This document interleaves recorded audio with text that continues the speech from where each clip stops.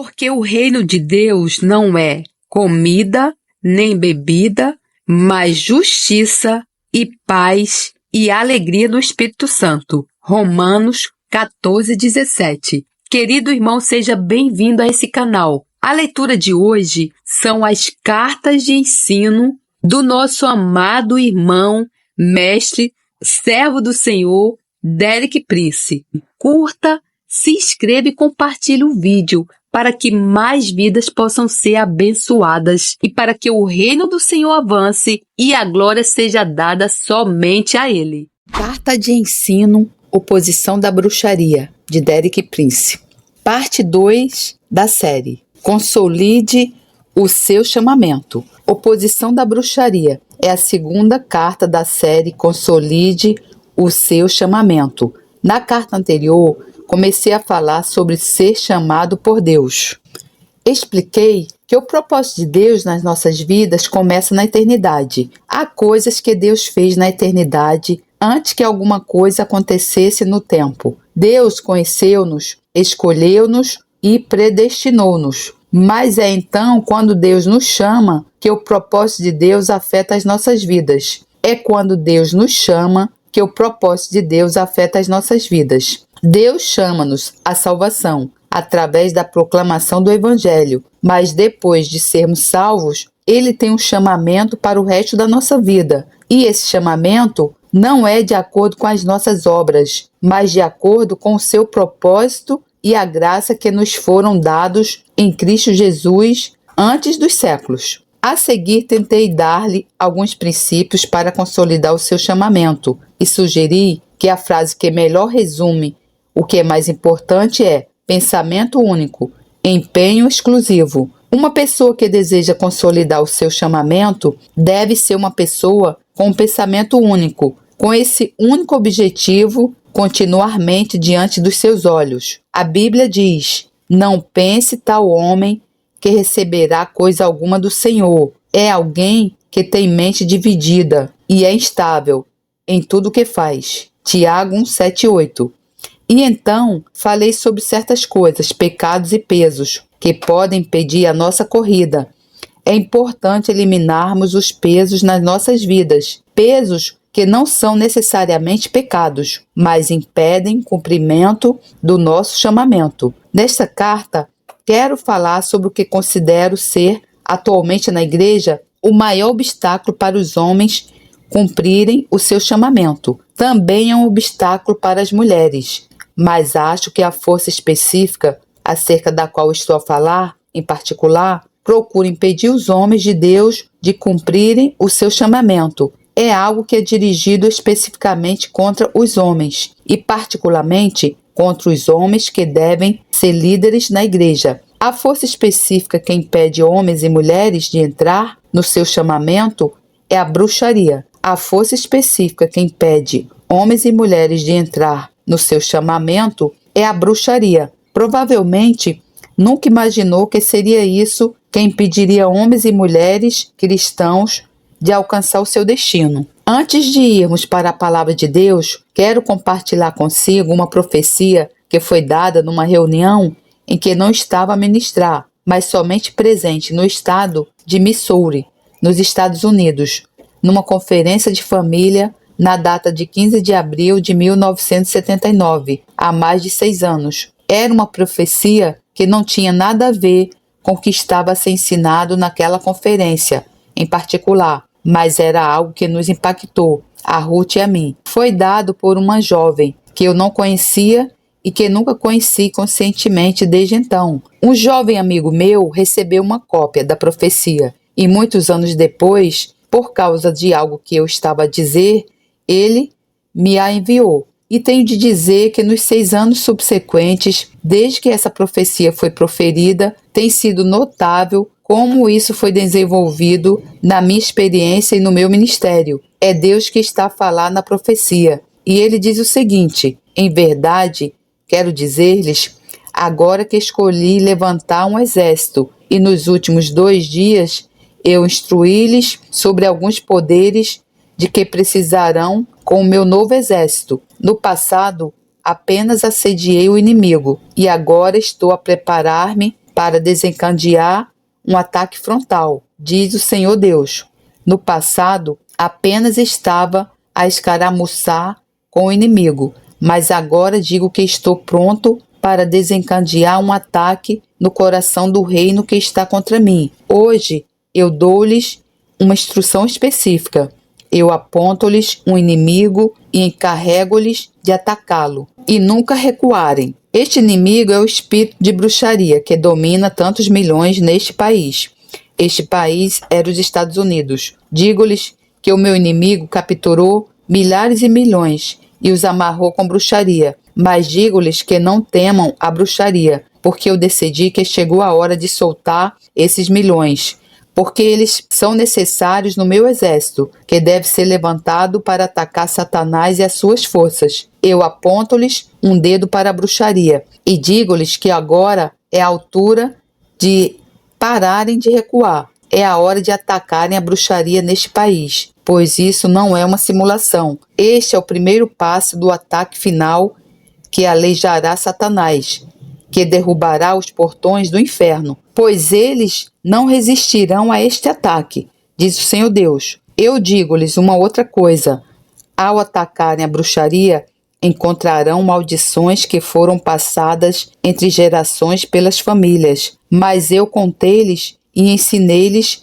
nos últimos meses que não precisam de temer uma maldição. O meu filho foi amaldiçoado para que vocês recebessem a bênção. Então, ao encontrarem feitiçaria e maldições, digo-lhes para não recuarem, mas para ficarem firmes, que ataquem e amarrem e repreendam esse espírito para soltarem os milhões que eu preciso no meu exército, que eu estou a levantar, diz o Senhor Deus. A última parte dessa profecia diz respeito a maldições sobre famílias que ocorrem de geração em geração. Quando essa profecia foi proferida, há mais de 6 anos, eu nunca tinha lidado conscientemente com essa questão, mas nos últimos 6 anos fui forçado, orientado pelo Espírito Santo e pelas situações em que me encontrei, a enfrentar essa realidade de maldições.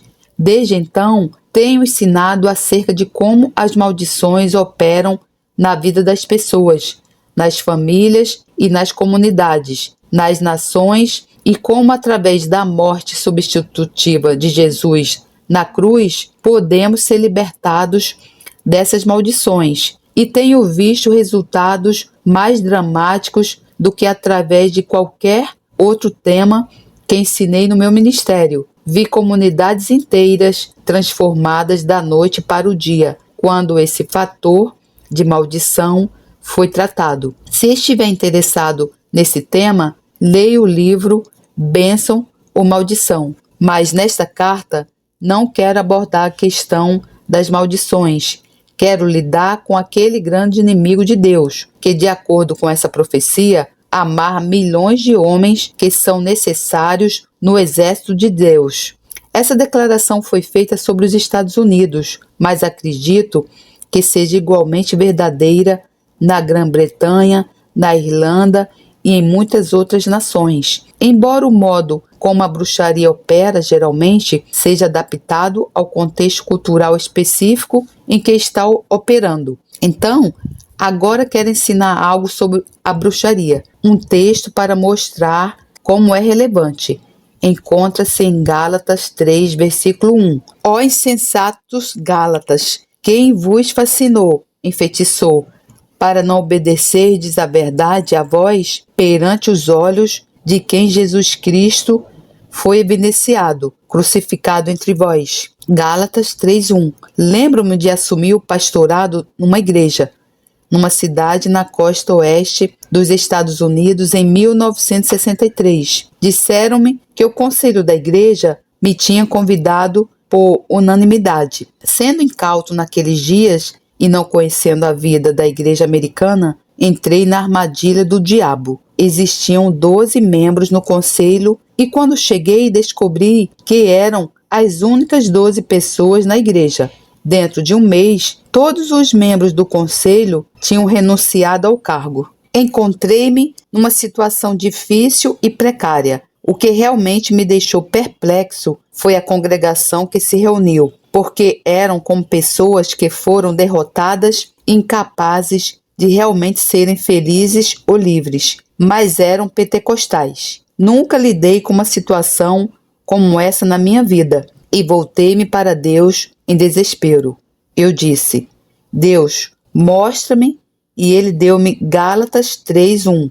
Ele disse: eles estão enfeitiçados. E eu tive de acreditar. Não havia outra explicação adequada para a condição dessas pessoas. Além disso, descobri que muito rapidamente como eles tinham sido enfeitiçados. Eles foram enfeitiçados pela esposa do pastor anterior, que era uma mulher muito dominadora, mas muito talentosa. E nos 2 ou 3 anos anteriores, ela divorciou-se do marido, o pastor, o principal membro do conselho, divorciou-se da sua esposa. E a esposa do pastor e o membro do conselho casaram-se. Agora, para se poder safar-se com isso numa igreja pentecostal, tem de haver alguma explicação em comum, mas ela tinha subjugado as pessoas de tal forma que não ousavam resistir a qualquer coisa que ela dissesse ou fizesse. Foi uma situação incrível. Quando percebi que estava a lidar com bruxaria, comecei a buscar Deus para obter as respostas e armas das Escrituras. E por fim, a minha primeira esposa e eu prevalecemos nessa situação. Derrotamos a bruxaria na igreja e vimos o retorno das bênçãos de Deus. Essa foi uma lição pessoal muito vívida. Antes disso acontecer, nunca tinha pensado que os cristãos pudessem ser enfeitiçados. E ainda assim estava escrito em Gálatas, capítulo 3, versículo 1. Quem vos enfeitiçou? Se ler os versículos a seguir, verá que essas pessoas foram salvas e batizadas no Espírito Santo e tinham testemunhado os milagres de Deus. E mesmo assim ficaram enfeitiçadas. Se isso pode acontecer com os Gálatas, por que deveríamos assumir que existe alguma congregação cristã a qual isso não poderia acontecer? A natureza da bruxaria no geral. 3 palavras relacionadas. Agora, quero falar um pouco sobre a natureza da bruxaria. Primeiro em geral e depois na igreja. Existem 3 palavras relacionadas: bruxaria, adivinhação e feitiçaria. Uma tradução usará bruxaria, outra pode usar adivinhação ou feitiçaria, mas essencialmente elas são apenas 3 camadas de um mesmo bolo. Há uma certa diferença. A bruxaria, a força dominante. A bruxaria, a força dominante, opera fora da igreja, no natural, por maldições e feitiços.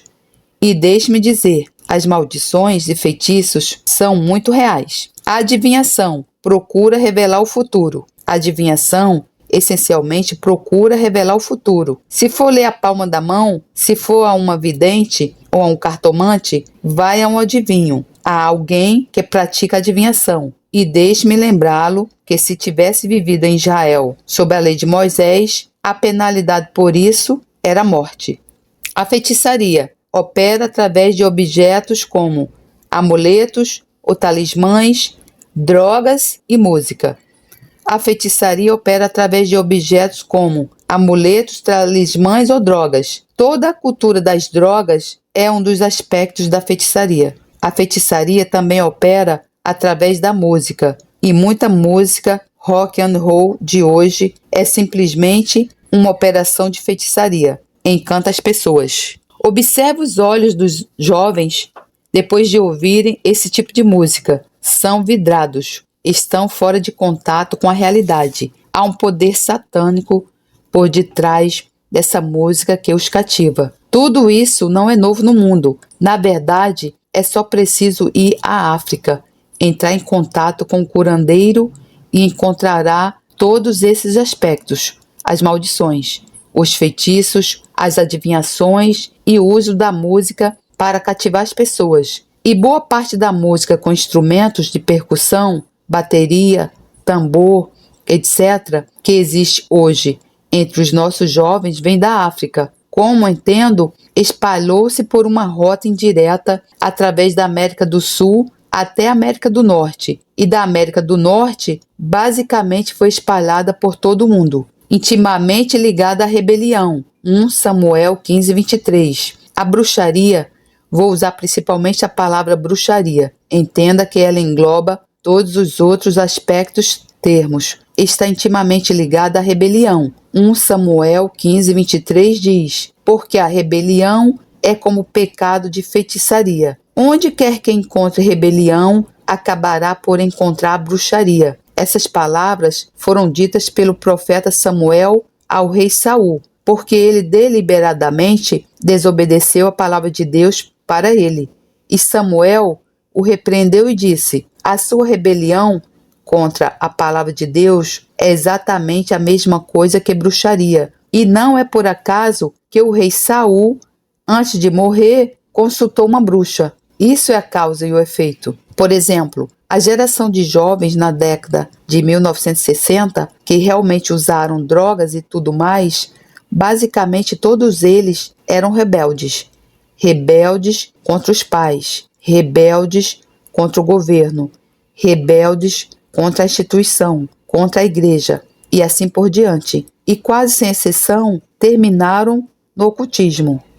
A rebelião estabelece um governo ilegítimo. É importante entender a relação entre a rebelião e a bruxaria. A rebelião estabelece um governo ilegítimo, isto é, um governo que não é de Deus. A bruxaria é o poder que apoia o governo ilegítimo. A bruxaria é o poder que apoia o governo ilegítimo. Portanto, sempre que houver um governo ilegítimo, irá descobrir que normalmente funciona através de bruxaria. As palavras-chave: controlar, dominar, manipular, intimidar.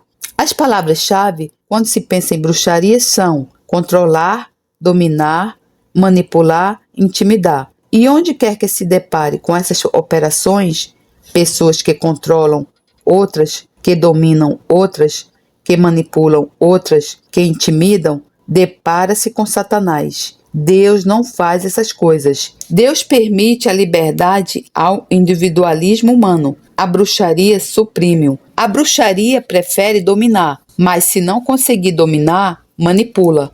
Ocorre em todos os tipos de configurações. Vou dar alguns exemplos simples da vida cotidiana. A esposa versus o marido. Deus ordenou que a esposa deve estar sob a autoridade do seu marido. Claro, reconheço que isso pode ser tristemente abusado pelo marido, mas quando uma esposa assume o papel de liderança numa família, porque ela geralmente o faz por manipulação, encontramos aí bruxaria. E existem inúmeras maneiras de manipular. Sempre que o marido diz ou faz algo que ela não gosta, ela tem um ataque emocional. Isso cansa os nervos do seu marido. Assim, para evitar o ataque emocional, ele ignora o problema e a sua esposa consegue o que quer. A outra situação que encontrei anos atrás, de uma querida cristã que era casada com um ministro, tinha uma família de 5 filhos e eles realmente eram cristãos comprometidos, mas ela no passado, antes de se tornar cristã, tinha estado no ocultismo e não estava totalmente livre dessa influência oculta. E sem ela se aperceber, ela dominava a sua família. Uma das maneiras pelas quais isso veio à luz era que se algo de que não gostava acontecesse na família, ela ficava com uma enxaqueca. Quero dizer, uma enxaqueca mais intensa. E toda a família tinha de andar na ponta dos pés, porque a mãe estava com enxaqueca. Assim, para evitar as agonias da enxaqueca da mãe, todos cediam a ela, entende? Isso é manipulação. A maioria das manipulações não é consciente. É feito porque há algo na pessoa que a leva a agir assim. Os filhos versus os pais. Deus deu aos pais autoridade sobre seus filhos, mas muitas vezes são os filhos que dirigem os pais e o fazem por manipulação. Por exemplo, o pequeno João não consegue o que quer, então faz uma birra, especialmente na frente dos convidados. A mãe e o pai ficam tão envergonhados que ficam calados e dão ao João o que ele quer. O que é isso? É manipulação. Deixe-me dizer-lhes, pais, Se os seus filhos fizerem birras mais do que 2 ou 3 vezes, podem ter a certeza de que um espírito demoníaco entrará neles nessas birras.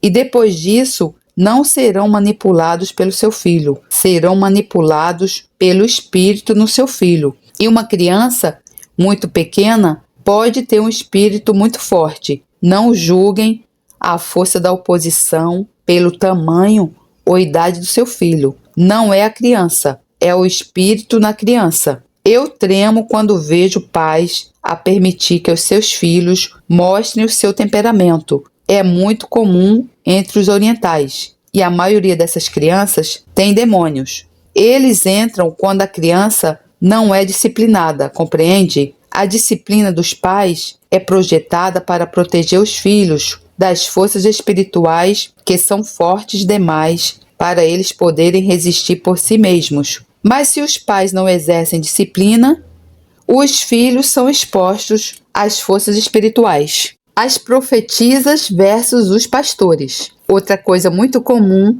e tenho passado muitos anos no movimento pentecostal, é a senhora profetisa, que dirige a igreja pelas suas profecias. Em pequenas igrejas pentecostais, ficaria surpreso com a quantia de pastores que são dominados por 1 ou 2 senhoras, e elas são praticamente as únicas que recebem a interpretação de línguas e, basicamente, as suas interpretações dizem ao pastor o que fazer. Ai daquele jovem pastor infeliz se alguma vez se opor às suas profetisas. Existem muitos outros exemplos, mas acho que consegui mostrar-lhe que sempre que há um governo ilegítimo, este é apoiado por um poder espiritual ilegítimo, que é a bruxaria. Sempre que há um governo ilegítimo, este é apoiado por um poder espiritual ilegítimo, que é a bruxaria. Uma obra da carne, Gálatas 5:20. A bruxaria é uma obra da carne. Em Gálatas 5:20,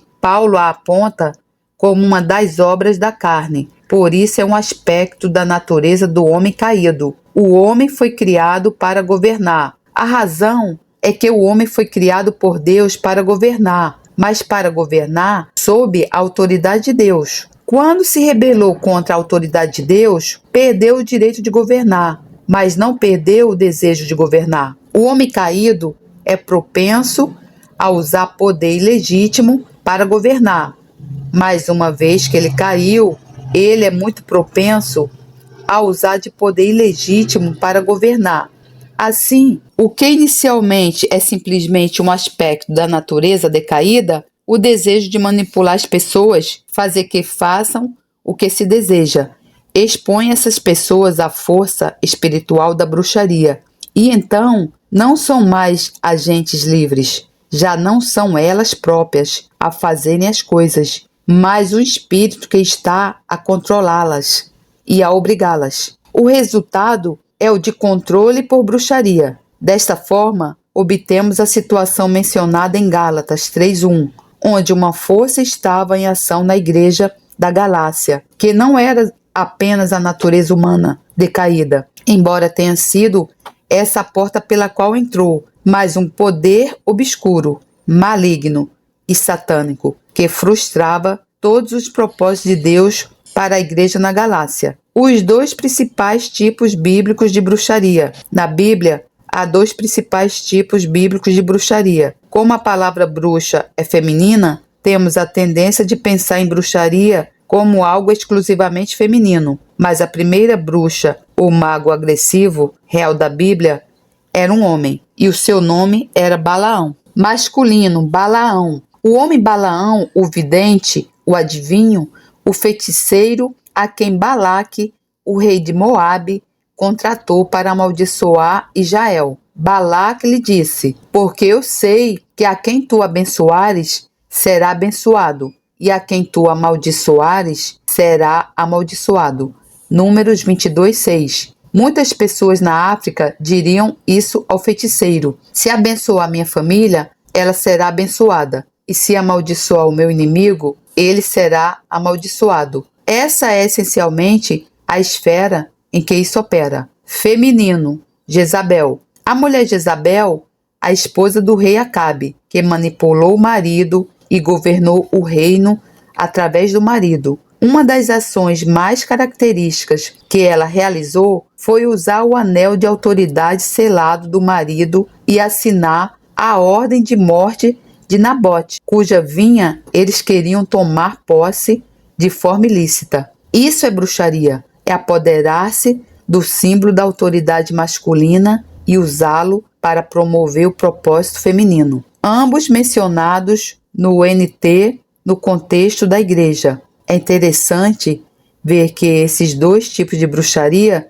do Antigo Testamento são mencionados no Novo Testamento, no contexto da igreja, não fora da igreja, mas na igreja. Balaão é mencionado em 1 Pedro, capítulo 2, versículo 15, em conexão com os falsos profetas na igreja. Ele é mencionado no mesmo contexto em Judas, versículo 11, e é mencionado como estando numa das igrejas de Apocalipse, em Apocalipse 2,14. Digo isso porque quero que compreenda que, embora essas coisas estivessem fora do povo de Deus, o seu maior objetivo é insinuar-se, instilar-se dentro do povo de Deus. O diabo derrota a igreja através da quinta coluna. A igreja nunca é derrotada de fora. Jesus disse sobre a sua própria experiência: o príncipe deste mundo está vindo. Ele não tem nenhum direito sobre mim. João 14:30. Porque se aproxima o príncipe deste mundo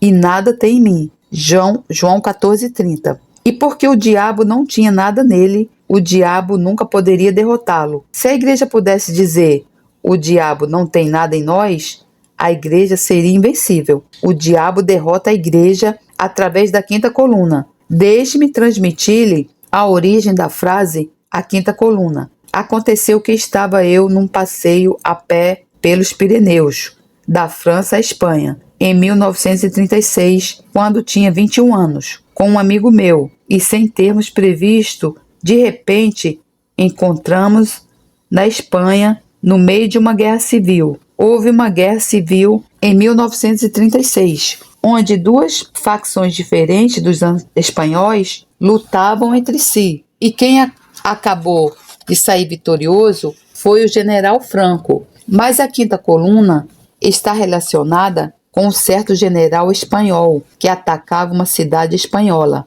E com outro general que veio ter com ele, lhe disse: diga-me, general, qual é o seu plano de capturar esta cidade? Então o primeiro general disse: bem, tenho 4 colunas a avançar contra a cidade. Uma do norte, uma do sul, uma do leste e uma do oeste. Então ele fez uma pausa e acrescentou: mas é a minha quinta coluna que espero que conquiste a minha cidade por mim. Então o segundo general disse: e onde está a sua quinta coluna? O primeiro general respondeu: dentro da cidade.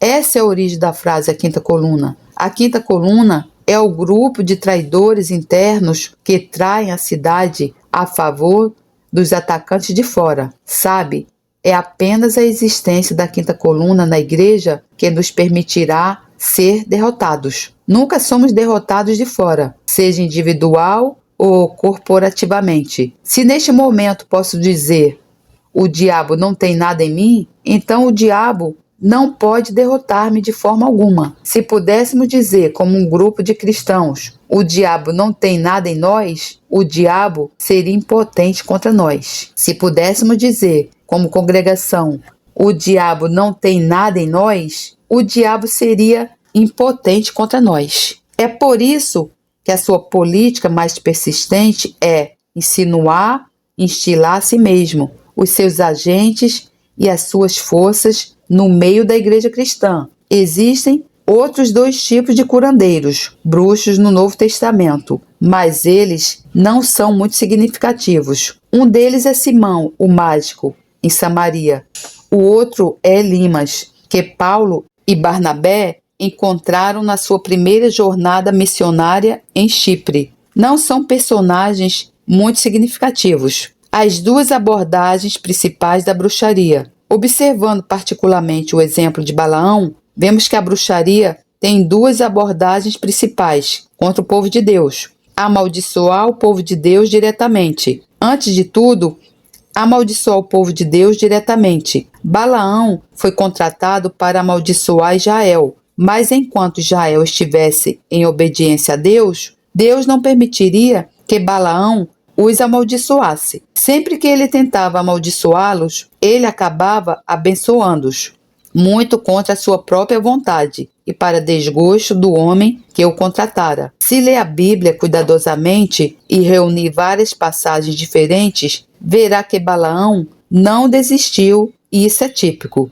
Tentar o povo de Deus a pecar e assim trazer a maldição de Deus. Sabendo que não podia amaldiçoar Israel diretamente, ele recomendou ao rei de Moabe, Balaque, que tentasse Israel a pecar com as mulheres moabitas e adorar os seus ídolos. E quando conseguiu isso, a maldição sobre Israel veio de Deus, não de Balaão, entende? Portanto, lembre-se, querido irmão ou irmã, se a bruxaria não puder derrotar-nos diretamente, ela tentará seduzir-nos a algo que faz com que a maldição de Deus caia sobre nós por causa da maneira como Deus ordenou o universo. Se a bruxaria não puder derrotar-nos diretamente, ela tentará seduzir-nos a algo que faz com que a maldição de Deus caia sobre nós. A natureza da bruxaria na igreja.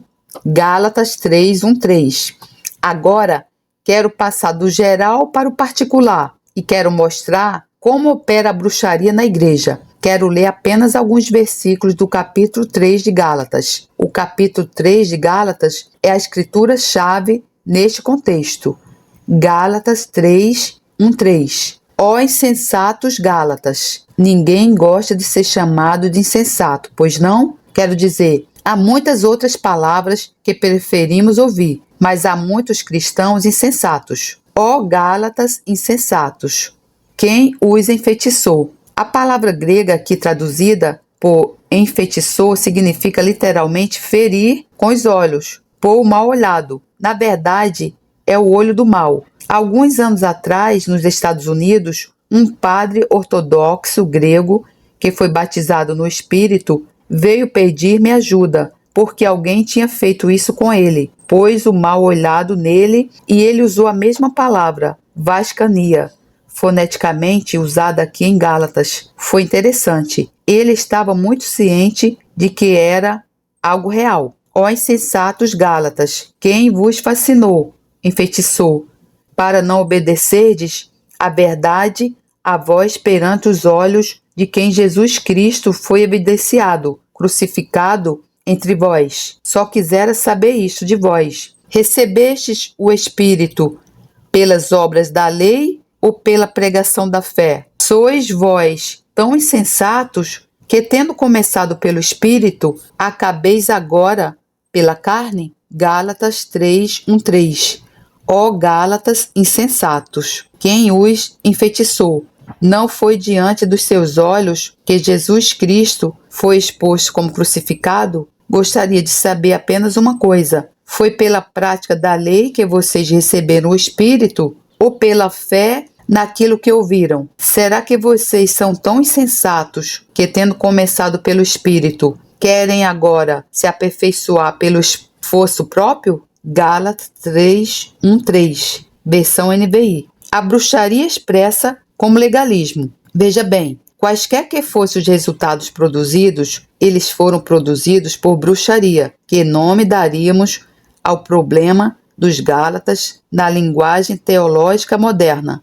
Numa palavra, legalismo. Já se tinha percebido de que o legalismo é a expressão da bruxaria na igreja? Quando eu percebi isso, realmente abalou-me, porque vi toda a natureza e funcionamento da igreja sob uma luz completamente diferente. O legalismo é a expressão da bruxaria na igreja. Concordaria comigo se eu dissesse que o legalismo é talvez o problema número 1 dos cristãos no Ocidente? E seria capaz de acreditar que a bruxaria é o problema? Caso duvide, faço a seguinte pergunta: acha-se muito melhor do que os Gálatas? Eles eram uma igreja verdadeira do Novo Testamento, cheia do Espírito, testemunhando milagres. Eles tiveram o apóstolo Paulo, a pregar pessoalmente para eles. Quantas igrejas contemporâneas poderiam realmente dizer: estamos muito além dos Gálatas, não tem de acreditar em mim, mas peço que eu tenha em consideração. Eu nunca desço da plataforma, aponto o dedo na cara de alguém e digo: esse é o seu problema. A forma como opero é esta: acredito que a Bíblia é um espelho. Eu levanto-a e digo às pessoas: apenas olhe no espelho e haja de acordo com aquilo que vê a seu respeito. Não vou atacá-lo, acusá-lo ou condená-lo. Mas agora, através desta carta, eu estou a segurar o espelho para si. Legalismo, uma tentativa de alcançar justiça guardando regras, leis. Como devemos definir o legalismo? Geralmente, é um termo usado de forma abusiva para descrever as pessoas que discordam de nós. É um dos termos de abuso mais utilizado. Ofereço-lhe duas definições de legalismo e não sugiro que sejam definitivas ou exclusivas. Antes de tudo, o legalismo é uma tentativa de alcançar a justiça cumprindo regras ou uma lei. Quero apontar-lhe que na maioria dos lugares no Novo Testamento, onde diz: a justiça não vem pela observação da lei, essa afirmação não se limita à lei de Moisés. A lei de Moisés é a lei padrão, porque era uma lei divina, uma lei perfeita.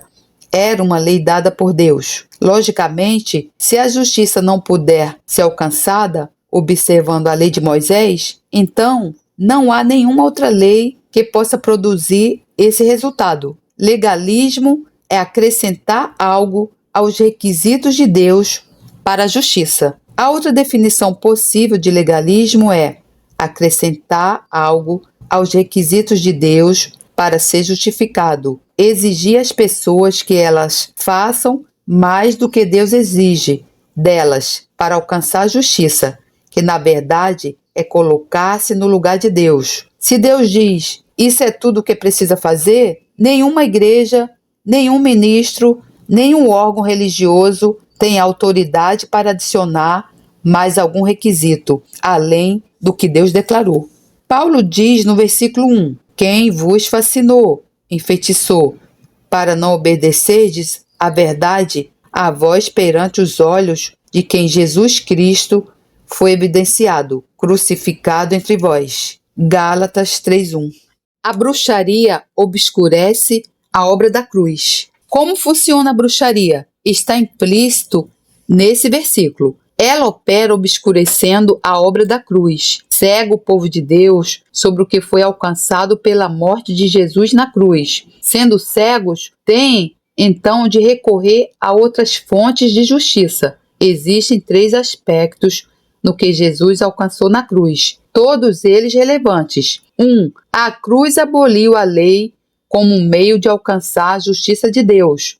Em primeiro lugar, ele aboliu a lei como um meio de alcançar a justiça com Deus, de uma vez por todas. Romanos 10:4. Porque o fim da lei é Cristo para a justiça de todo aquele que crê, católico ou protestante, judeu ou gentil, é o mesmo para todos. Cristo é o fim da lei, como um meio de alcançar a justiça com Deus para todos os que creem.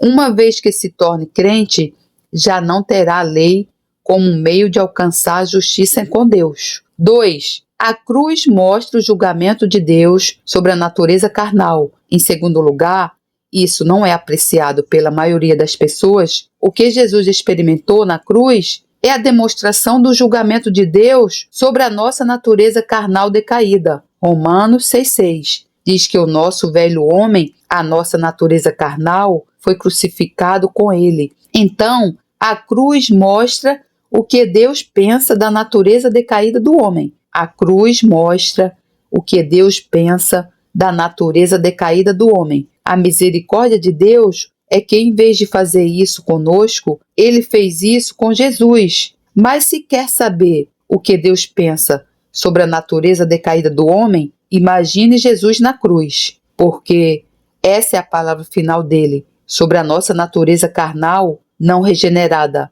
A cruz é aonde ela pertence. A cruz foi feita para a nossa natureza carnal. 3. A cruz requer a aplicação do princípio da cruz nas nossas vidas. Em terceiro lugar, há uma mensagem na cruz que se aplica à maneira como vivemos. A cruz não é apenas algo externo, onde a nossa redenção foi comprada, mas é também um princípio interno que deve ser aplicado nas nossas vidas. Mas quando as pessoas ficam cegas para a cruz, elas são cegas para esse princípio interior. Paulo diz em Gálatas 5:24, e os que são de Cristo crucificaram a carne com as suas paixões e concupiscências. Observe que isso define aqueles que são de Cristo. Não usa a palavra católico ou protestante, não usa a palavra batista, pentecostal ou metodista.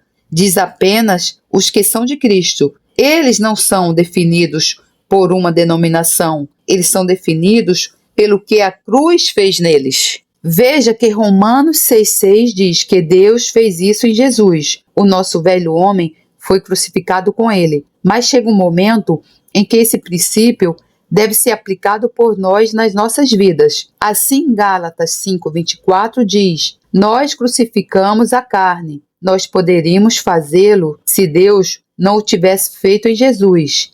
Mas significa que esse princípio da vida crucificada, a negação do eu, a negação da vontade da carne, faz parte da obra de Jesus na cruz. Mas quando as pessoas são cegas por bruxaria, a realidade da cruz, elas perdem essas três dimensões. Não entendem mais que Deus aboliu as leis como um meio de alcançar a justiça. Não entendem que a cruz representa o juízo de Deus da nossa natureza carnal e não aplicam o princípio da cruz nas suas próprias vidas. Tornam-se carnais, autoindulgentes, vivendo, pensando em si mesmos. O legalismo apela ao orgulho humano. O legalismo tem uma grande influência sobre a mente humana. Apela ao orgulho humano. É assim que prende. É por causa disso que as pessoas gostam. É por isso que as pessoas podem estar apaixonadamente dedicadas a uma religião legalista. Espero não ofender ninguém, mas tenho vivido no Médio Oriente durante anos, entre muçulmanos, e tenho algum conhecimento da religião muçulmana. Já disse muitas vezes que o Islã nunca fez uma pessoa feliz em mais de 13 séculos. É uma religião de miséria, de ferro, de escravidão. Por que que então os muçulmanos são tão apaixonadamente dedicados a ela? Porque apela ao seu orgulho. Eles sabem citar todas as coisas que fizeram para obter a aprovação de Deus. Mas isso não se limita apenas aos muçulmanos. É realmente uma característica de quase todas as pessoas religiosas. Temos orgulho das nossas boas obras e tornamo-nos como Caim, que ofereceu a Deus o fruto da terra que Deus tinha amaldiçoado, entende? Essa é a nossa velha natureza. A nossa velha natureza está sob a maldição de Deus. E tudo que damos a Deus pela nossa natureza carnal é como a oferta que Caim trouxe. É uma oferta de algo que Deus declarou amaldiçoada. E não há forma de como isso alguma vez poderá ser aceitável com Deus. Tudo que damos a Deus da nossa natureza carnal é como a oferta de Caim. É a oferta de algo que Deus declarou amaldiçoado. Paulo diz muitas vezes, e eu, ao ler isso, achava quase supérfluo, mas ele disse: somos salvos pela graça, não pelas obras, para que ninguém se glorie. Verá que isso foi dito pelo menos 3 ou 4 vezes no Novo Testamento. Eu pensei, por que dizer para que ninguém se glorie? Então, de repente, dei-me conta de que é disso que as pessoas se gabam. E é por isso que as pessoas gostam de legalismo, porque lhes dá algo para se gabarem. Como o fariseu, jejum 2 vezes na semana, dou o dízimo de tudo que possuo, não cometa adultério. Mas ele não foi justificado. Veja, se achamos que podemos oferecer a Deus algo aceitável da nossa velha natureza caída, estamos dizendo a Deus, com efeito, que Jesus não precisava morrer. Jesus não precisava ter ido para a cruz, ser crucificado. Legalismo mina o que Jesus realizou na cruz. Paulo diz que se a justiça pode vir através da lei, então Cristo morreu sem efeito. E quando dizemos isso a Deus, incorremos no seu desagrado, porque qualquer coisa que fazemos para desonrar a Jesus acarreta o desagrado de Deus. Isso não significa que Deus nos banirá da sua presença, mas significa que não podemos viver no favor de Deus enquanto estivermos a minar o que Jesus realizou na cruz. E é isso que o legalismo faz. Não podemos viver no favor de Deus enquanto estivermos a minar o que Jesus realizou na cruz. As consequências do legalismo. É muito interessante descobrir que Paulo escreveu para várias igrejas diferentes: Romanos, Coríntios, Colossenses, Efésios e assim por diante. Se estudar suas cartas, em quase todas elas, ele começa por agradecer a Deus pelas pessoas para quem estava a escrever, até pelos coríntios, quando um homem estava a morar com a esposa do seu pai e havia embriaguez à mesa do Senhor. Ele ainda agradecia a Deus pela graça de Deus. Mas quando chegou aos Gálatas, ficou tão chateado que se esqueceu. A sua primeira frase é: admiro-me de que vocês estejam abandonando tão rapidamente aquele que os chamou pela graça de Cristo. Gálatas 1:6. Fico maravilhado por logo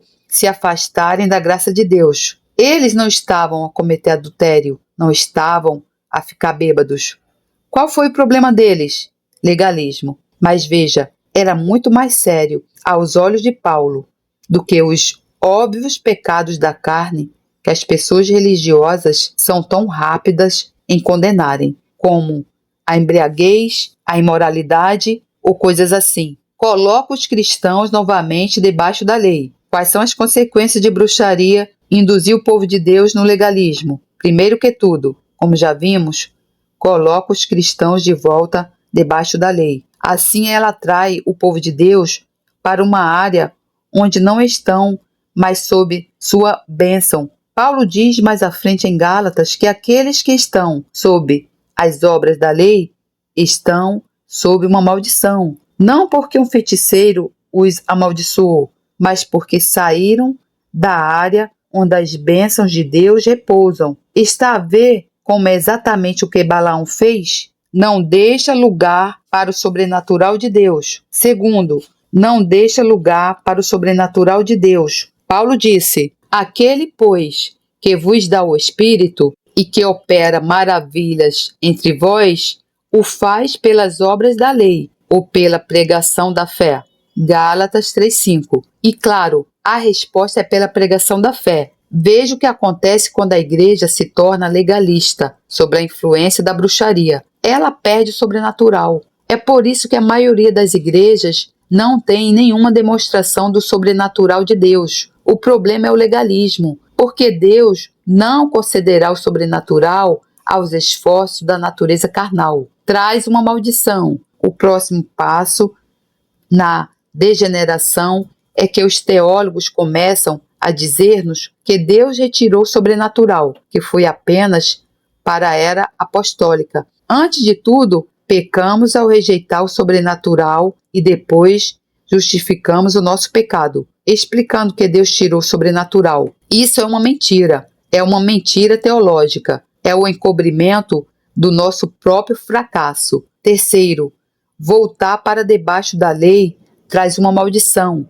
Em vez de estarmos na bênção de Deus, estamos sob a maldição de Deus. Vejamos um pouco mais adiante no capítulo 3 de Gálatas, começando no versículo 10. Todos aqueles, pois, que são das obras da lei, de qualquer lei, estão debaixo da maldição, porque está escrito: maldito todo aquele que não permanecer em todas as coisas que estão escritas no livro da lei, para fazê-las. Veja bem, se deseja ser justificado pela lei, precisa cumprir toda a lei, o tempo todo. Não pode escolher pequenos trechos da lei e dizer: manteremos esses e não os outros. A lei é um sistema único inteiro. Ou observa toda a lei, sempre, ou então ela não serve para alcançar a justiça com Deus. E é evidente que pela lei ninguém será justificado diante de Deus, porque o justo viverá pela fé. Ora, a lei não é da fé, mas o homem que fizer estas coisas, por elas viverá. Cristo nos resgatou da maldição da lei, fazendo-se maldição por nós, porque está escrito: maldito todo aquele que for pendurado no madeiro. Gálatas 3, 11 e 13. A palavra maldição ocorre 3 vezes nesse versículo. Qual é a causa da maldição? A lei. Como chegamos à maldição? Deixando a graça e o sobrenatural que sempre acompanha a graça, para voltar a confiar nos nossos próprios esforços. Poderá dizer: bem, essa é a lei de Moisés. Paulo, na verdade, tinha isso em mente. Mas há uma maldição pronunciada no livro por Jeremias, que diz respeito a todos nós. Jeremias, o capítulo 17, o versículo 5. Assim diz o Senhor: maldito o homem que confia no homem e faz da carne o seu braço, ou a sua força, e aparta o seu coração do Senhor. Veja bem, quando confiamos na nossa própria capacidade carnal, somos amaldiçoados. Maldito o homem que confia no homem. Quantas igrejas estão cheias de pessoas que confiam nos homens? Não precisa responder a essa pergunta, mas a Bíblia diz que quem confia no homem está sob uma maldição. Por quê? Porque o seu coração se afasta do Senhor. Eu diria que essa é basicamente a história da igreja cristã. Deus visita o seu povo. O povo experimenta a sua graça, experimenta o seu poder sobrenatural, mas muito raramente dura mais do que uma geração e depois desvia-se para o esforço próprio, regras e sistemas humanos. O meu próprio somatório inexperiente acerca da história da igreja, 19 séculos de tentativas para encontrar um sistema tão seguro que não tenhamos de confiar no Espírito Santo. Infelizmente, não existe esse sistema, e a coisa mais arriscada que pode fazer a longo prazo é deixar de confiar no Espírito Santo. A história da igreja, 19 séculos de tentativas de encontrar um sistema tão seguro que não tenhamos de confiar no Espírito Santo. O erro básico: rejeitar o Espírito Santo cria um vácuo que é preenchido pelo espírito da bruxaria. Qual é o erro básico? Isso é simultaneamente muito importante e sério. O erro básico é rejeitar o Espírito Santo. Não estamos mais a apoiar-nos no Espírito Santo de Deus. E quando rejeitamos o Espírito Santo, criamos um vácuo que é preenchido pelo espírito da bruxaria. Veja que há causa e efeito. Se analisar esses 14 primeiros versículos de Gálatas, capítulo 3, verá que são uma projeção lógica que nos conduz ao diagnóstico. O resultado final é que a carne usurpa, apodera-se legalmente o governo do Espírito Santo e temos Ismael governando Isaac. Veja, já disse isso algumas vezes. Os líderes religiosos têm medo de tudo o que eles próprios não possam controlar. Mas qualquer coisa que possa ser controlada pelos líderes religiosos não tem o poder de fazer o que é necessário. Então, se contentarmos com o que podemos controlar, estamos a contentar-nos com algo que Deus não aceita. Se contentarmos com o que podemos controlar, estamos a contentar-nos com algo que Deus não aceita. Muitas pessoas acham que é perigoso confiar no Espírito Santo. Em certo sentido pode errar ou enganar-se.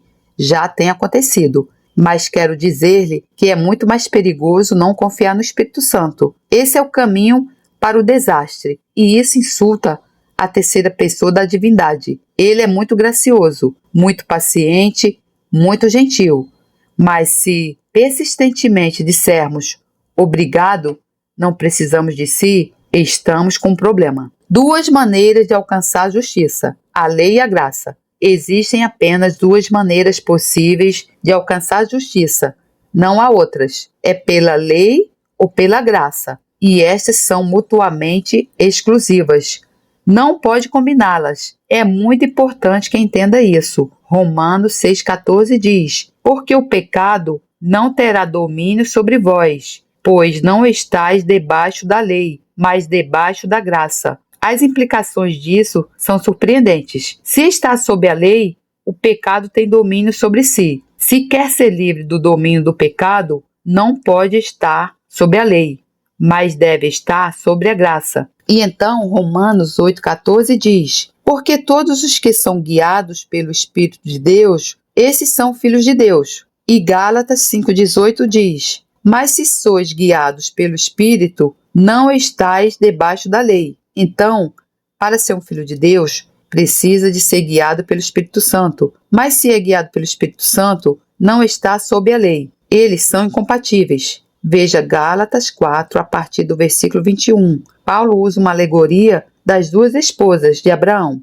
Agar, a escrava egípcia, Sara, a princesa, a mulher livre. Ele diz que Agar representa a aliança da lei, que gera escravos. Sara representa a nova aliança que gera filhos livres. Observe que o nascimento de Isaac foi sobrenatural. Era uma impossibilidade física. A graça nunca se limita à capacidade natural do homem. A graça nunca se limita à capacidade natural do homem. E então, aplicando isso, Paulo diz: o que devemos fazer em relação a Agar e Ismael se estivermos na companhia de Sara e Isaque? O que a Escritura diz é muito forte. Lança fora a escrava e seu filho, porque de modo algum o filho da escrava herdará com o filho da livre. Gálatas 4,30. Por outras palavras, Ismael e Isaque nunca podem compartilhar a mesma casa. Assim que Isaque vier, Ismael terá de sair. A lei e a graça nunca serão parceiras. A lei e a graça nunca serão parceiras. É a lei ou a graça. Não pode combinar as duas. Tenho de dizer-lhe honestamente, eu acredito que se aceitar esse princípio, isso mudará a sua vida, porque é um princípio libertador. É tão libertador que é assustador. O homem prefere confiar em si mesmo em vez de Deus. O que há de errado com a lei? Bem, deixe-me dizer-lhe, antes de tudo, estamos a lidar com um problema básico da natureza humana que remonta à queda. A essência do problema da queda do homem era que ele queria ser independente de Deus. Os seus motivos eram excelentes. Ele queria ser como Deus. Bom, o que mais ou melhor poderia querer do que isso? Mas ele queria alcançar isso independente de Deus, de modo que o homem caído, filho de Adão, existe essa tendência que nos faz desviar, o desejo de ser independente de Deus. Essa é a raiz de todos os problemas humanos. E até que essa raiz seja tratada, os nossos problemas não cessarão. O desejo de ser independente de Deus é a raiz de todos os problemas da raça humana. Romanos 8, versículos 5 a 8 diz: porque os que são segundo a carne inclinam-se para as coisas da carne, mas os que são segundo o Espírito para as coisas do Espírito. Porque a inclinação da carne é morte, mas a inclinação do Espírito é vida e paz. Porquanto a inclinação da carne é inimizade contra Deus, pois não é sujeita à lei de Deus, nem em verdade o pode ser. Portanto, os que estão na carne não podem agradar a Deus. A mente carnal é inimizade contra Deus. Veja, não é uma questão de ser difícil agradar a Deus. É impossível. A natureza carnal não pode fazer nada para agradar a Deus. A lei libera a natureza carnal. Quando procuramos alcançar a justiça por meio da lei, ela liberta a natureza carnal. É por isso que os problemas surgem das pessoas legalistas. Já reparou na história da igreja e de Israel, que geralmente era o povo legalista que era o maior problema de Deus? Foram os legalistas que crucificaram Jesus e os apóstolos. Não foram as prostitutas, nem os cobradores de impostos. O maior problema de Deus, deixe-me dizer-lhe, são as pessoas religiosas. O maior problema de Deus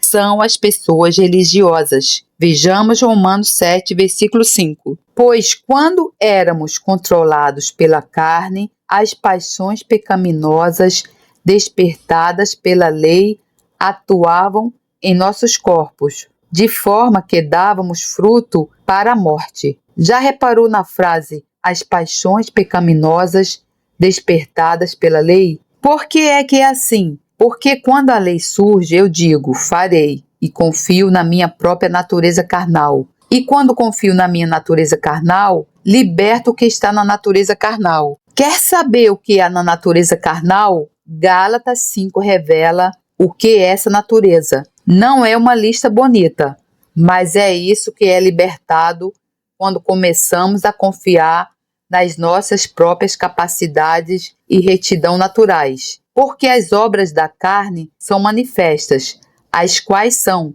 adultério, fornicação, impureza, lascívia, idolatria, feitiçaria. Observe que feitiçaria, bruxaria é uma das obras da carne. Inimizades, porfias, emulações, iras, pelejas, dissensões, heresias, invejas, homicídios, bebedices, glutonarias e coisas semelhantes a estas, acerca das quais vos declaro, como já antes vos disse, que os que cometem tais coisas não herdarão o reino de Deus. Gálatas 5:19-21. Existem, na verdade, 4 categorias das obras da carne. A primeira é a imoralidade sexual.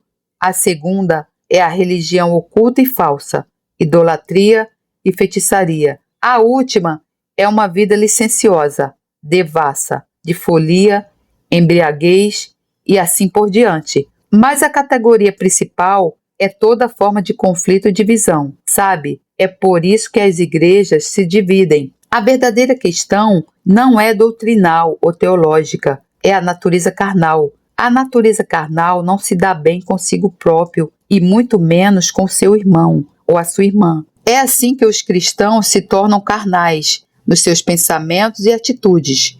Pode ter a certeza de que a igreja está a dirigir-se para a divisão. Pode-se dizer que os cristãos mais legalistas são os que mais se dividem. Quem pode contar o número de assembleias dos irmãos? Porque se separaram com tanta frequência, por causa do seu legalismo intenso, que tem libertado essas obras feias da carne.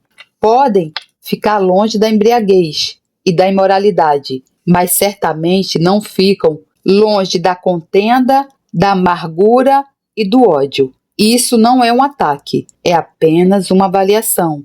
Mas acho que vai descobrir que as pessoas que dão mais importância ao estar certo, basicamente, são as que se dividem com mais frequência. Quero deixar este pequeno pensamento consigo. Deus dá graça aos humildes, não aos que estão certos. Deus dá graça aos humildes, não aos que estão certos. A nossa relação com a lei, regras e sistemas. Levanta-se a questão: há lugar para a lei, regras ou sistemas? Obviamente existe. A anarquia não é uma bênção, traz desordem. Portanto, temos de determinar pelas escrituras qual é o lugar das regras ou de um sistema. Vou apenas oferecer-lhe alguns pensamentos simples que não são de forma alguma exaustivos. Nunca alcançamos a justiça guardando regras. A primeira e mais importante coisa a reconhecer é que nós nunca alcançaremos a justiça cumprindo as regras. Não é a nossa justiça. E se eu guardar um conjunto de regras e você guardar outro conjunto de regras, o meu conjunto de regras não me tornará mais justo do que o seu conjunto de regras. Está a ver? O Espírito Santo direciona-nos para e dar-nos graça para cumprir as regras. Segunda, se formos feitos justos pela fé e se as regras são agradáveis ao Espírito Santo, ele direcionar-nos-á a elas e dar-nos-á graça para guardá-las. Por exemplo, o limite de velocidade. Penso que o Espírito Santo sempre direcionará a sua atenção para o limite de velocidade e dirá: observe o limite de velocidade. Acredito que basicamente devemos observar quase todas as leis seculares. Somos obrigados a obedecer magistrados, governantes e governadores. É muito mais fácil fazer isso quando é um filho de Deus do que quando não é. É preciso a graça de Deus para fazer isso. Mas quando se trata do domínio da lei religiosa, não podemos simplesmente escolher uma lei e dizer, vou fazer isso. Temos de perguntar a Deus, quer que eu faça isso? Às vezes o Espírito Santo pede-nos para guardarmos leis irracionais, apenas como uma forma de lidar com o ego.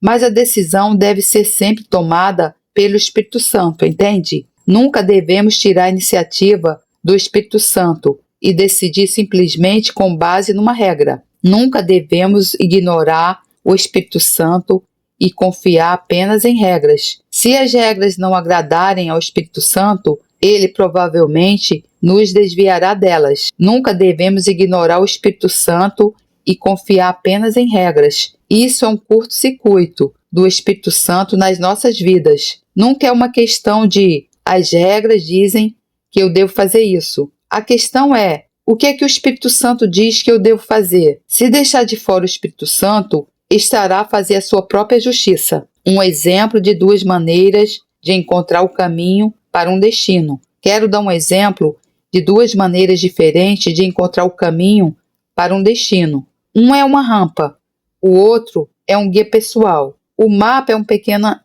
imagem da lei. O guia pessoal é uma imagem do Espírito Santo. Deus dá-nos a opção. Podemos ter o mapa, podemos ter o guia. Sendo o que somos por natureza, nenhum de nós ignorará o mapa. Todos nós dizemos, vou seguir o mapa. E Deus não se opõe. Ele diz, continue. Bem, começamos e está um lindo dia de sol e os pássaros estão a cantar. Mas depois de alguns dias de viagem, no meio da noite, numa tempestade de chuva, estamos à beira de um precipício e não sabemos se estamos voltando para norte, sul, leste ou oeste.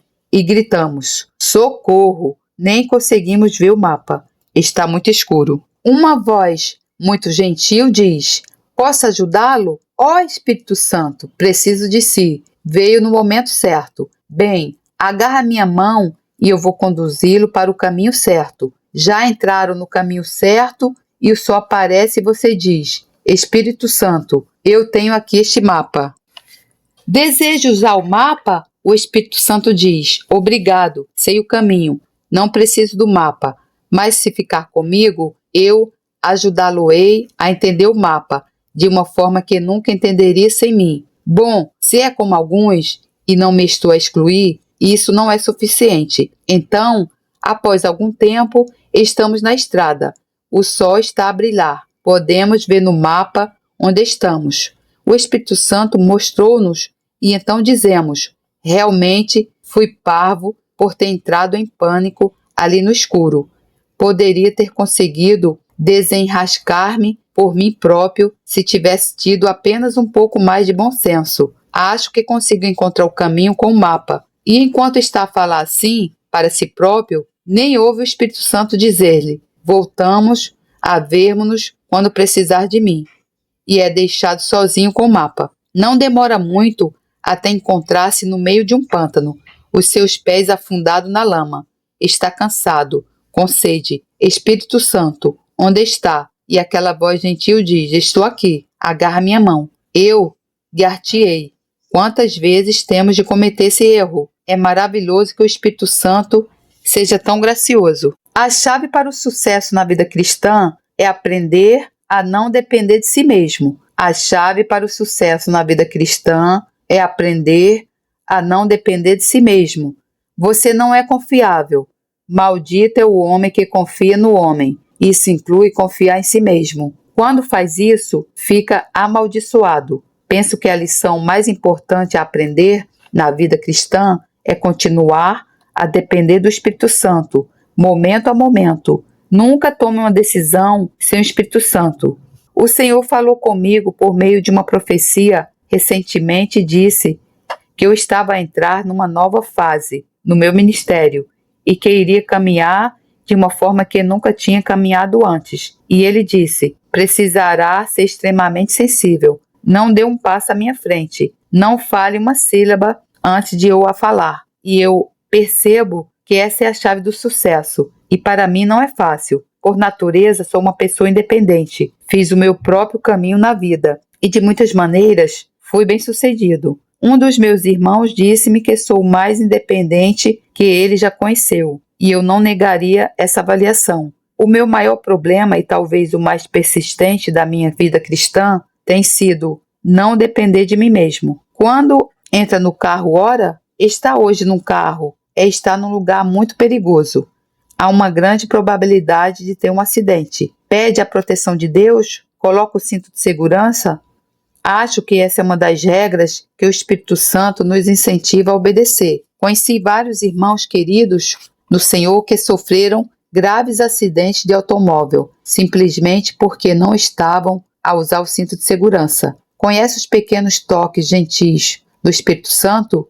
Vai a dizer qualquer coisa e o Espírito Santo diz: não é a altura de dizer isso. Um dos meus problemas é que costumo dizer qualquer coisa quando esta me vem à cabeça, mas nem sempre esse é o momento certo. Sabe o que é preciso? É preciso paciência. Está a orar por paciência? Lembre-se de que Deus tem os seus meios de ensinar-nos a ter paciência. Acho que aprendi a não ficar frustrado quando as coisas não acontecem conforme quero. Penso que aprendi que Deus tem uma razão para esse atraso. Deus tem uma razão pela qual essa pessoa não honrou o compromisso. Creio que o Espírito Santo me mostrará. Sei que ainda não cheguei lá, mas quero ter um bom relacionamento com o Espírito Santo. Não tenho confiança na minha carne. Cheguei àquele lugar onde sei que a minha carne não produzirá nada do que gostaria que fosse produzido. 2 relacionamentos possíveis. Deixe-me encerrar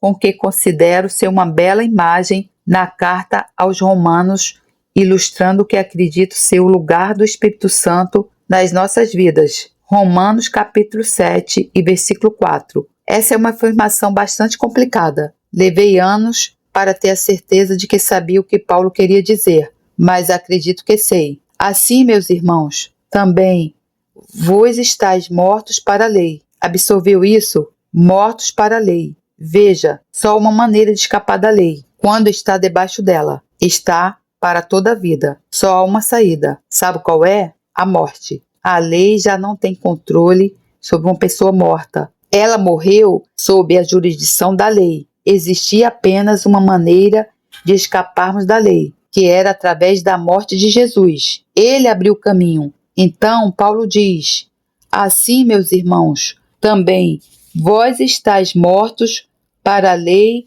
pelo corpo de Cristo, para que sejais de outro, daquele que ressuscitou dentre os mortos, a fim de que demos fruto para Deus. Porque, quando estávamos na carne, as paixões dos pecados, que são pela lei, observe essa frase, operavam em nossos membros para darem fruto para a morte. Mas agora temos sido libertados da lei. Observe essa frase, tendo morrido para aquilo em que estávamos retidos, para que sirvamos em novidade de espírito e não na velhice da letra. Romanos 7, 4, 6. Pela lei, somos casados com a morte. Veja, Paulo está a falar em termos de união matrimonial, e ele diz que pela lei éramos casados com a nossa natureza carnal, porque a nossa natureza carnal que diz, vou guardar a lei. E a única maneira de sairmos desse casamento,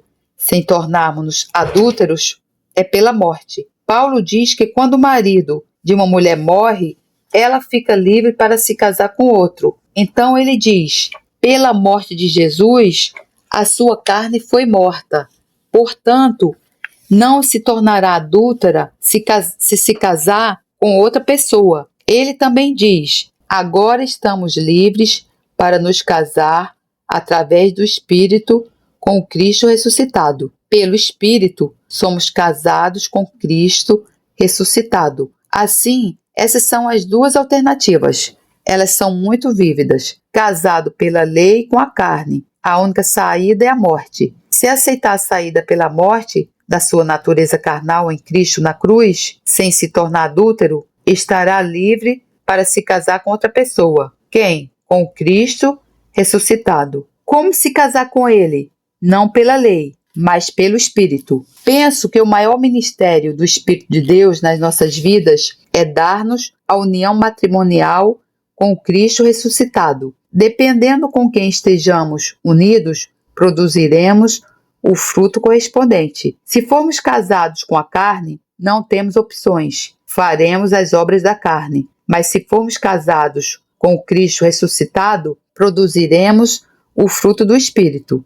Veja, não é uma questão de esforço, é uma questão de união. A quem está unido? Se está sob a lei, está unido à sua natureza carnal e produzirá as obras dela, independentemente do seu esforço. Mas se estiver morto para a lei, através do corpo de Cristo, estará livre para se casar através do Espírito com outro, com Jesus, o ressuscitado. Mas a união matrimonial com Jesus é por meio do Espírito. Vamos ler a escritura final, 1 Coríntios 6, 16 e 17. Essa é uma passagem muito notável. Estava a conversar com um grupo de crentes judeus em Israel há cerca de um mês e disse-lhes que a Bíblia é um livro judeu e que o povo judeu é um povo muito franco. Eles dizem as coisas tal como elas são. E eu disse que estou realmente um tanto surpreso com a imagem que Paulo usa aqui para descrever a nossa união com Cristo. Ele diz nesses versículos: ou não sabeis que o que se ajunta com a meretriz, fazes um corpo com ela? Porque serão, disse, dois numa só carne. Mas o que se ajunta com o Senhor é um mesmo espírito. Veja o contraste que também é uma comparação. A união sexual com uma prostituta, mas contrasta e é comparada com a união espiritual com o Senhor.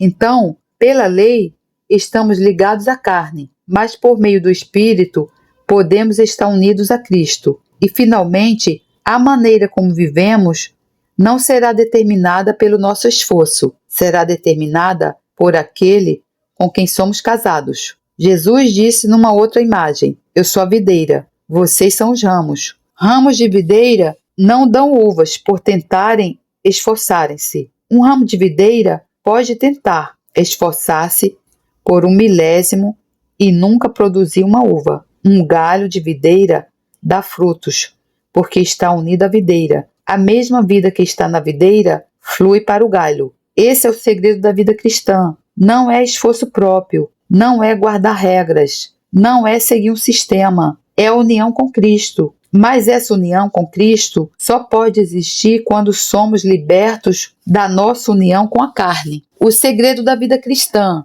não é o esforço próprio, não é guardar regras, não é seguir um sistema, é a união com Cristo. Já disse, é uma opinião pessoal e é livre de discordar de mim. Acho que o problema principal talvez seja o que analisei nesta carta, é o legalismo. Mas é mais do que isso, é uma ligação espiritual a uma força maligna chamada bruxaria. E quem está por trás da bruxaria? Satanás. Na minha própria experiência, que não descreverei em detalhes, percebi que não bastava mudar de ideias. Tive de pedir a Deus para libertar-me dessa força. E passei por uma experiência real da libertação de um espírito de escravidão quando percebi qual era a minha verdadeira condição. O que acredito que precisamos de fazer numa situação como esta é arrependermos-nos de desprezarmos o Espírito Santo, de insultar o Espírito Santo.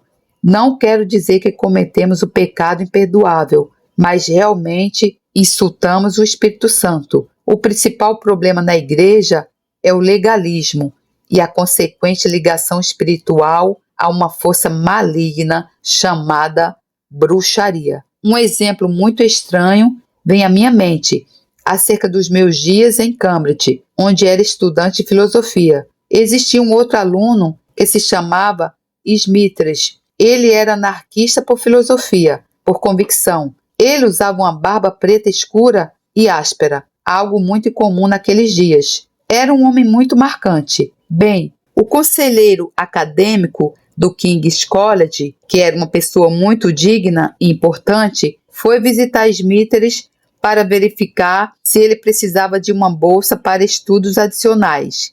Bem, sabíamos que os seus princípios anarquistas dificultariam o ser educado com o conselheiro. Quando a entrevista terminou, perguntamos-lhe: comportaste-te como? Ele disse: tentei agir como se ele não estivesse lá. Bom, por que digo isso? Porque acho que muitos de nós tivemos essa atitude em relação ao Espírito Santo. Tentamos agir como se ele não estivesse lá. Nós ignoramos a presença dele, e isso é um insulto. Insultamos o Espírito da graça e precisamos de arrepender-nos, e quando nos arrependermos, precisamos de pedir a Deus que nos liberte do espírito de escravidão que manteve muitos de nós em cativeiro. Segurei o espelho, mas cabe-lhe a si tomar decisão. Se acha que o que descrevi nesta carta representa com precisão o seu problema básico, um problema com o qual talvez tenha estado a lutar há anos e esforçou-se ao máximo e deu seu melhor, mas realmente nunca pareceu produzir os resultados mencionados no Novo Testamento, e gostaria de enviar um sinal de socorro a Deus, diga: Deus, estou preso neste pântano, preciso do Espírito Santo, não sei para onde ir, eu não consigo sair, lamento ter tentado sem a orientação do Espírito Santo, por favor, perdoe-me. Deus, rendo-me novamente, desejo essa união espiritual com Jesus. Deus, perdoa-me por ter insultado o Espírito Santo. Foi o meu melhor para ignorá-lo. Segui o meu próprio caminho. Confiei em mim mesmo. Perdoe-me e liberte-me agora desse espírito de escravidão. Oro em nome de Jesus. Agora, Senhor, eu apenas oro para que o seu Espírito chegue até aqueles que fizeram essa oração e que conheçam a liberdade que vem onde está o Espírito do Senhor, que os liberte do legalismo, da bruxaria, de todas as pressões que os dominam e controlaram e os escravizaram. Que sejam libertos, oro no nome do Senhor Jesus, o Filho de Deus. Amém. Glória a Deus, louvado seja o Senhor, que a graça do Senhor Jesus Cristo, o amor de Deus e a comunhão do Santo Espírito estejam com vocês. Amém. Deus lhe abençoe.